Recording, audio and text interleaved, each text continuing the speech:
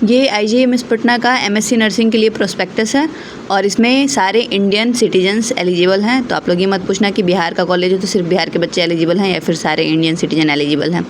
तो इसका फॉर्म आ चुका है, ये 18 तारीख तक आपको इसको फॉर्म फिल करके और स्पीड पोस्ट करना है या फिर कुरियर कर सकते हैं IJMS पटना के ऑफिशियल एड्रेस पे। कौन सा फॉर्म भरना है, कैसे भरना है, सब बताऊँगी, एंड तक देखना। एंड में मैंने फॉर्म के बारे में बता रखा है। उसके बाद से इसमें कौन कौन से कोर्सेज हैं, तो MSc नर्सिंग के लिए 5 सीट है, पोस्ट बेसिक BSc नर्सिंग के लिए 40 सीट है, BSc नर्सिंग के लिए 50 सीट्स है, GNM के लिए 50 सीट्स हैं और अलाइड हेल्थ कोर्सेज के लिए मैंने अलग से वीडियो बना के रखा है। तो अलाइड हेल्थ कोर्सेज का इस साल एक नया कोर्स ऐड हुआ है BSc परफ्यूजन टेक्नोलॉजी, उसके बारे में हम अलग से बात कर लेंगे। और इस वीडियो में हम बेसिकली बात करेंगे MSc नर्सिंग के बारे में। ठीक है, तो प्रोस्पेक्टस में क्या क्या मेंशन है उसके बारे में हम एक एक करके देख लेते हैं। सारे पॉइंट्स पे चर्चा करेंगे, कौन एलिजिबल है कौन एलिजिबल नहीं है, एक्सपीरियंस मांगा जा रहा है, एग्ज़ाम होगा कहाँ होगा, वेन्यू क्या होगा, कैसे होगा, सब कुछ बात करेंगे इस वीडियो में। ठीक है, तो सबसे पहले हम बात कर लेते हैं कि MSc नर्सिंग के लिए 2026-2027 सेशन के लिए 5 सीट्स है ऑब्स्ट्रक्टिक एंड गायनेकोलॉजिकल नर्सिंग के लिए। तो reservation shall be given as per the existing Bihar government के रूल के अकॉर्डिंग आप लोग को रिजर्वेशन मिलेगा। आउटसाइड को जनरल कैटेगरी में वो कंसीडर किया जाएगा। 2 साल का ड्यूरेशन है। एलिजिबिलिटी क्राइटेरिया क्या है, तो आप एक रजिस्टर्ड नर्स होने चाहिए या फिर रजिस्टर्ड मिडवाइफ होने चाहिए और equivalent with any state nursing registration council. Passed BSc nursing, BSc honours nursing, post basic BSc nursing with minimum 55% aggregate marks from an institution with recognised Indian nursing council. ठीक है, ये सब आप लोग पढ़ लीजिएगा कि क्या क्या क्राइटेरिया है। मैंने पूरा PDF लगा रखा है, आप लोग चाहे तो स्क्रीनशॉट ले सकते हैं। ठीक है, तो ये सारी क्राइटेरिया को फुलफ़िल आप अगर करते हैं तो आप MSc नर्सिंग के लिए एलिजिबल हैं। पोस्ट बेसिक BSc नर्सिंग के लिए भी फॉर्म आया हुआ है, उसमें 40 सीट्स है। मैं उस पर अलग से वीडियो बनाऊंगी। पहले ये सिर्फ वीडियो MSc नर्सिंग के लिए है, तो MSc नर्सिंग वाले स्टूडेंट इसको ज़रूर ध्यान से देखें। ठीक है, क्राइटेरिया क्या है सिलेक्शन का, तो मेरिट लिस्ट बनेगा आपके एंट्रेंस एग्ज़ाम के परफॉर्मेंस पे। एग्ज़ाम में आपको 100 मिनट का एग्ज़ाम होगा और उसमें आपको हिंदी और इंग्लिश मीडियम दोनों में आपको क्वेश्चंस दिए जाएंगे।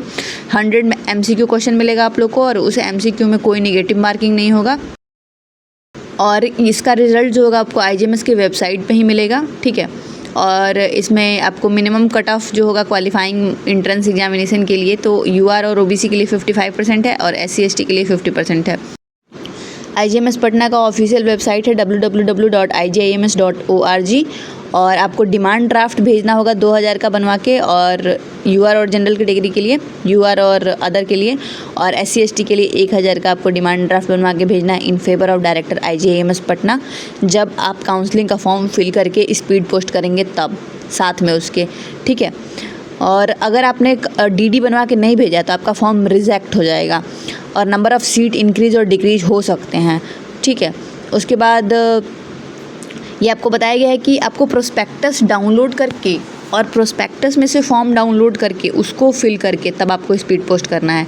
लास्ट में मैंने बताया हुआ है फॉर्म के बारे में भी, फॉर्म भी अटैच किया हुआ है।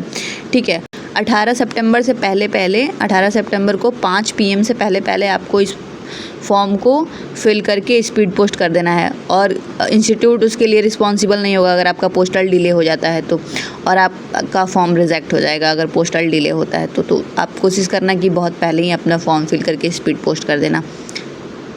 एडमिट कार्ड किस दिन आएगा, तो एडमिट कार्ड आपका 21 सितंबर को आएगा, इंस्टीट्यूट की वेबसाइट पे आएगा। एंट्रेंस एग्जाम आपका 23 को होगा 10 बजे के बाद। Venue of examination IJMS Patna 14, exact venue इसमें लिखा हुआ नहीं है, बस IJMS पटना लिखा हुआ है। डिक्लेरेशन ऑफ प्रोविजनल रिजल्ट 25 को प्रोविजनल रिजल्ट आएगा। फिर date of first round counselling होगा 28 तारीख को। फिर सेकंड राउंड काउंसलिंग, एक्चुअल में फर्स्ट राउंड काउंसलिंग में ही सीट फुल हो जाता है तो सेकंड राउंड काउंसलिंग तो नहीं ही होगा। वेन्यू ऑफ काउंसलिंग रहेगा आपका 2nd floor auditorium hall IJMS Patna. और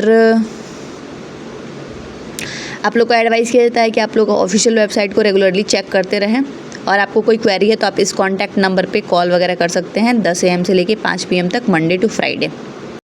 अब यहाँ पे IJMS के बारे में इंट्रोडक्शन दिया गया है कि IJMS एक ऑटोनोमस सुपर स्पेशलिटी इंस्टीट्यूट है जो कि बिहार गवर्नमेंट के अंडर में आता है और ये इस्टेब्लिश्ड हुआ था एक्ट ऑफ स्टेट लेजिस्लेचर। ठीक है, 1984 में। तो जो लोग पूछते हैं कि आईजीएमएस ऑटोनोमस है, प्राइवेट है, सेमी गवर्नमेंट है, तो आईजीएमएस एक्चुअल में गवर्नमेंट इंस्टीट्यूट है और ऑटोनोमस है क्योंकि इसको कुछ स्पेशल पावर्स दिए गए हैं। ये अपना डिसीजन खुद लेता है कि इसको कैसे एडमिशन लेना है, कैसे काउंसलिंग कराना है, तो ये इसलिए ऑटोनोमस है। ठीक है, ये कितने किलोमीटर में फैला हुआ है, कितने एकड़ में फैला हुआ है, ये सब जो भी है आप लोग एक बार इसको अच्छे से रीड कर लेना, इस प्रोस्पेक्टस का फोटोकॉपी निकलवा के। उसके बाद से affiliation, the MSc nursing course is affiliated to INC New Delhi and Bihar nurses registration council. ये ध्यान से देख लो, ये आपको यहाँ पे टोटल नंबर ऑफ़ सीट्स दिए हुए हैं।